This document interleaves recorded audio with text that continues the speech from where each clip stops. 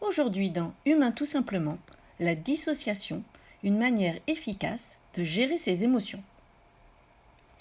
Avez-vous déjà ressenti un décalage entre ce que vous pensez, ce que vous ressentez et ce que votre corps exprime face à une situation difficile? Aujourd'hui, je vais vous parler de la dissociation, un mécanisme qui permet parfois de traverser des moments émotionnellement intenses, mais avec quelques conséquences cependant. C'est un mécanisme un peu extrême, c'est vrai, mais qui est particulièrement efficace, pas chez tout le monde, chez certaines personnes qui fonctionnent ainsi depuis des décennies finalement. Alors si je prends l'exemple de Jordan, qui est venu me consulter il n'y a pas très longtemps, après une rupture qui l'a laissé un peu perplexe, pantois, désabusé et pas très bien dans sa peau, il se questionnait sur effectivement sa santé mentale et le mécanisme qu'il avait utilisé pour gérer sa rupture. Lorsque son amie Julie l'a quitté, après des semaines d'hésitation, de tergiversation, etc., Jordan a ressenti un soulagement, un immense soulagement. Oui, un soulagement. Alors, non pas d'avoir perdu quelqu'un d'important, mais plutôt bien de voir cette période d'incertitude enfin se terminer. Jordan, lui, ne supporte pas l'incertitude. C'est insupportable pour lui de ne pas savoir où il va. Donc ce soulagement lui a fait beaucoup de bien. Il était aussi lié au fait que Julie et lui avaient décidé de rester amis, de rester meilleurs amis même. Et donc, ils ont continué à se parler de ci, de là, plutôt par SMS d'ailleurs, des dizaines de SMS chaque jour, parlant un peu de tout, de leurs projets, de leur vie, de leurs amis, de la vie professionnelle, etc. Alors, dans les jours qui ont suivi sa rupture, Jordan allait bien. Il allait même très, très bien. Il était plein d'énergie. Il s'est lancé dans plusieurs projets passionnants, presque un nouveau chaque jour.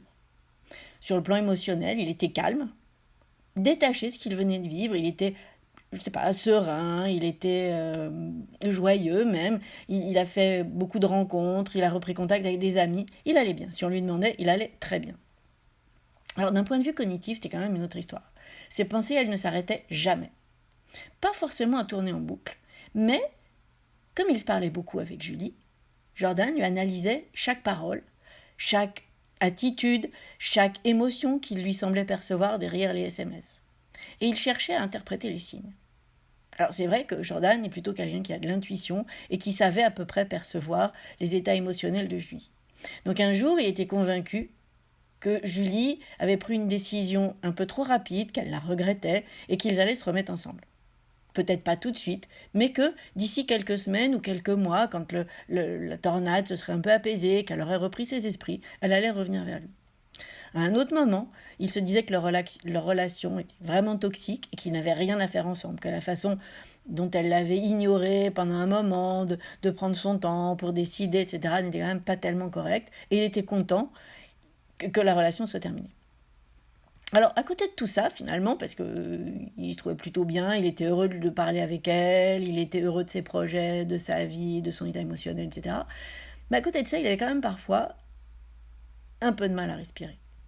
Un peu souvent. Il avait des nœuds à l'estomac, il avait un peu les épaules tendues. Physiquement, un peu des symptômes de stress, mais rien d'alarmant. Et puis, au bout d'à peu près un mois, Jordan est tombé malade.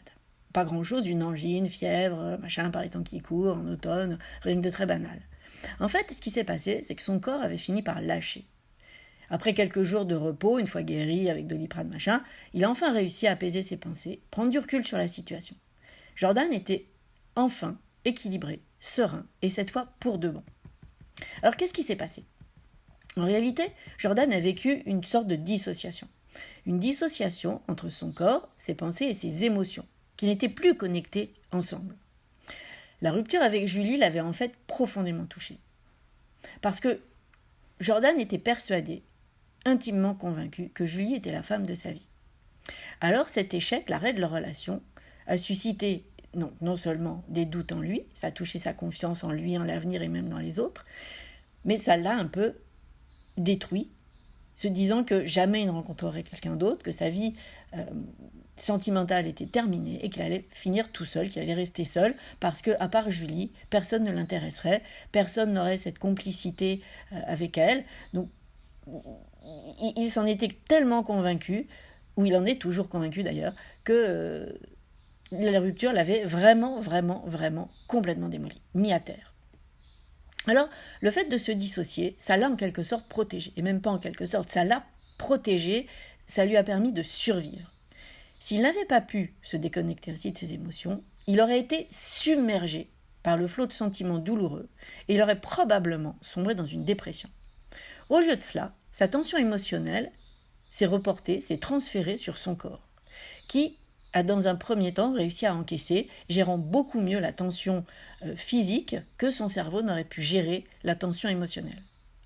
Alors, sans faire des généralités, évidemment, c'est quelque chose que j'ai fréquemment observé dans mon cabinet chez certaines personnes à haut potentiel que j'accompagne.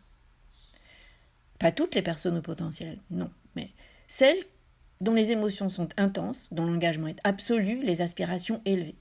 Leur manière de réagir à ces personnes particulières face à une surcharge émotionnelle peut inclure, et inclut souvent, ce type de dissociation. Car leur sensibilité, leur besoin de tout analyser, les pousse à trouver des mécanismes de protection, parfois dont ils n'ont pas conscience. Alors ce mécanisme extrême, on est bien d'accord, qui vous permet de transférer votre énergie émotionnelle vers votre corps, s'il a sauvé la vie de Jordan, a tenu jusqu'à ce que la charge devienne trop lourde et que finalement, en somme, ses défenses immunitaires lâchent, d'où l'angine. Alors, on pourrait dire qu'il s'agit d'une forme d'autorégulation non consciente. La dissociation et le transfert d'énergie sont parfois des mécanismes particulièrement efficaces, très puissants. Mais effectivement, ils ne conviennent pas à tout le monde, ni à toutes les situations. Ils sont un peu extrêmes, il faut bien le reconnaître, mais encore une fois, particulièrement efficaces, et ils ont empêché Jordan de sombrer dans une dépression. Ça, c'est une réalité qui est tout à fait exacte. Et finalement, une fois sa maladie passée, terminée, Jordan, lui, a pu véritablement tourner la page. Il s'est rééquilibré, acceptant enfin la rupture, et cette fois, son corps, son esprit et ses émotions étaient en phase. Et donc, lorsqu'il parlait avec Julie, il n'avait plus besoin de décortiquer tout ce qu'il se disait, il prenait juste les choses comme elles venaient l'une après l'autre. Il était plus dans ici et maintenant, sachant que demain, effectivement, il se dit toujours, on ne sait pas ce que demain sera, mais en tout cas, il est tout à fait serein. Donc la dissociation, dans ce cas, a été une solution temporaire pour lui permettre de faire face. Comme tout mécanisme de défense, évidemment, ça a ses limites. Encore une fois, tout le monde n'est pas capable de se dissocier, et pour certains, ce décalage pourrait entraîner une déconnexion prolongée des émotions, ce qui à long terme pourrait causer plus de mal que de bien. Alors, peut-être pouvez-vous réfléchir à vos propres mécanismes de gestion émotionnelle. Nous sommes tous différents, on ne gère pas les choses de la même façon chacun d'entre nous. Peut-être vous êtes-vous déjà dissocié sans même vous en rendre compte. Peut-être avez-vous observé ce phénomène chez des proches. Dans tous les cas, si c'est efficace, c'est efficace. Ça peut être une réponse, mais ce n'est pas forcément, encore une fois, la solution idéale, ni pour tout le monde. En tout cas, ça mérite d'être compris. Et Jordan, maintenant qu'il sait qu'il a ce fonctionnement-là, peut l'accepter, peut faire avec, j'ai envie de dire, et mieux gérer une dissociation une prochaine fois, sachant que ça finira par passer. C'est ça aussi la clé. Il sait que c'est son mécanisme, c'est ce qui l'empêche de craquer, et à un moment donné, le prix, c'est qu'il passe une semaine dans son lit. Alors, je vous invite encore une fois à réfléchir à vos mécanismes. Si vous ressentez le besoin d'en parler, d'être accompagné dans la gestion de vos émotions, sachez que je reste disponible, je garde toujours de la place dans mon cabinet pour aider ceux qui en ont besoin.